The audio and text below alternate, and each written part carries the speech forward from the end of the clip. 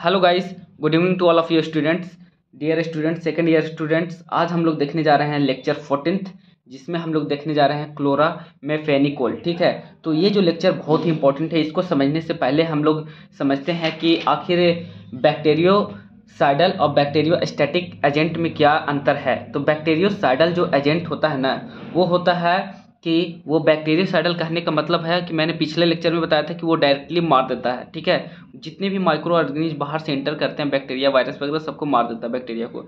लेकिन वहीं पे अगर बैक्टीरियोस्टैटिक देखा जाए, बैक्टीरियोस्टैटिक एजेंट वो मारता नहीं है, वो इनहिबिट करता है ग्रोथ करने से, रोकता है ग्रोथ करने से। ठीक है, यहीं पे अगर देखा जाए कि एंटी माइक्रोबियल एजेंट जो हैं उसको क्लासिफिकेशन करते हैं 3 बेसिस पे, according to their types of the action, according to their spectrum of the activity and according to their mechanism of the action.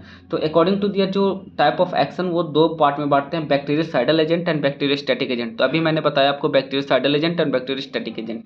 ठीक है, लेकिन इससे पहले इसके एक और छोटा सा पॉइंट समझ लेते हैं कि spectrum, on the basis of spectrum of activity, the narrow spectrum antibiotic and broad spectrum antibiotic. ठीक है, तो ये जो अपने सब पढ़ रहे हैं, ये एंटीबायोटिक ही पढ़ रहे हैं। ठीक है, तो जो नैरो स्पेक्ट्रम एंटीबायोटिक में आ जाता है पेनिसिलिन एंड एमिनोग्लाइकोसाइडेज। ठीक है, वो भी हम लोग देखेंगे। लेकिन आज हम लोग जो देखने जा रहे हैं क्लोरोफेनिकोल, क्लोरोमाफेनिकोल, वो है ब्रॉड टर्म स्पेक्ट्रम एंटीबायोटिक। ठीक है, ब्रॉड स्पेक्ट्रम एंटीबायोटिक टेट्रासाइक्लिन होता है और ये ड्रग होता है। ठीक है, तो इसको पढ़ेंगे आज हम लोग अच्छे से। 2-3 मिनट का वीडियो होगा, देख लेना। ठीक है, it is an anti bacterial, मतलब ये बैक्टीरिया के खिलाफ काम करता है। ठीक है, और ये एंटीबायोटिक है which was isolated from the Streptomyces venezuelae. एक स्ट्रेप्टोमाइसिन, ठीक है, वेनेजुएले से किया गया है, एक्सक्रेट किया गया 1947 में। ये ब्रॉड स्पेक्ट्रम एंटीबायोटिक, मैंने आपको ये ब्रॉड स्पेक्ट्रम एंटीबायोटिक कहने का मतलब ये कि लार्ज फील्ड पे काम करता है। ठीक है, मोड ऑफ एक्शन इसका क्या है कि दे आर बेसिकली बैक्टीरियोस्टैटिक। देखो यहाँ पे ये एग्जाम में जरूर लिखना कि ये बैक्टीरियोस्टैटिक है या बैक्टीरियोसाइडल है। ठीक है, तो ये बेसिकली बैक्टीरियोस्टैटिक इन नेचर है। They give their response to the action by inhibiting the protein synthesis. ये अपना रिस्पॉन्स कैसे देता है, एक्शन कैसे देता है, bye inhibiting the protein synthesis. Protein synthesis को रोक देता है, बनने से रोकता है प्रोटीन सिंथेसिस को। और जब प्रोटीन सिंथेसिस नहीं होगा तो बैक्टीरिया आगे फर्दर डिवाइड नहीं करेगा, ग्रोथ नहीं करेगा। ठीक है, तो वही बोल रहा है कि they give their response by inhibiting the protein synthesis by binding the reversibly to the 50S ribosomal subunit of the bacteria.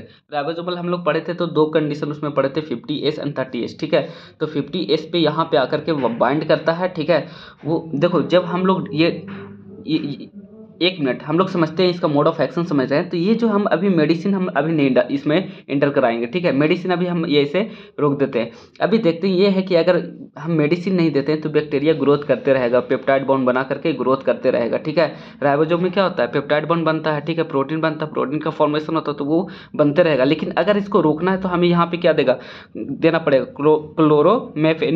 क्लोरोमेफेनिकोल देंगे, जाकर के 50S राइबोसोम पर बाइंड करेगा। और बाइंड करके देखो, पी टाइप और ए टाइप, यह दो टाइप यहाँ पे है। तो यहाँ पे बाइंड करेगा, बाइंड करके क्या करेगा, इसको अमीनो एसिड, यहाँ पे अमीनो एसिड जो बन रहा है ना ए ग्रुप पे, यहाँ पे आता है पी टाइप पे, और यहाँ पे इसको बाइंड कर देता है, ये आने ही नहीं देता। अब यहाँ पे जब आने नहीं दे रहा तो वहाँ पे देखो लिखेंगे स्टेटमेंट, क्या लिखेंगे कि क्लोरोमेफेनिकोल क्या करता है, reversibly bind to the bacterial 50S ribosomal subunit. और इसके कारण क्या होता है ना कि they inhibit the peptide formation. अब ये पेप्टाइड फॉर्मेशन होगा नहीं, तो जब पेप्टाइड फॉर्मेशन नहीं होगा तो प्रोटीन सिंथेसिस नहीं होगा। तो ये मोड ऑफ एक्शन अपना बस 2-3 मिनट का खेला है, अच्छे से देख लो। ठीक है, it is used against the gram positive and gram negative bacteria, also use an alternate to the penicillin G. ठीक है, ये कहाँ पे यूज होता है, किसके अगेंस्ट में होता है, ग्राम positive and gram negative bacteria के अगेंस्ट में यूज होता है। और अल्टरनेट पेनिसिलिन अगर जी नहीं है तो ये हम लोग ये दे सकते हैं, ये ड्रग। ठीक है, यूजेस कहाँ यूजेस होता है, मेनिंजाइटिस में, यूटीआई इन्फेक्शन में होता है। ठीक है, और अब देखना ये है कि फार्माकोकाइनेटिक्स, इसका फार्माकोकाइनेटिक्स काम कैसे करता है। It is commonly used in orally route, हम लोग ये हमेशा ओरली रूट से देते हैं।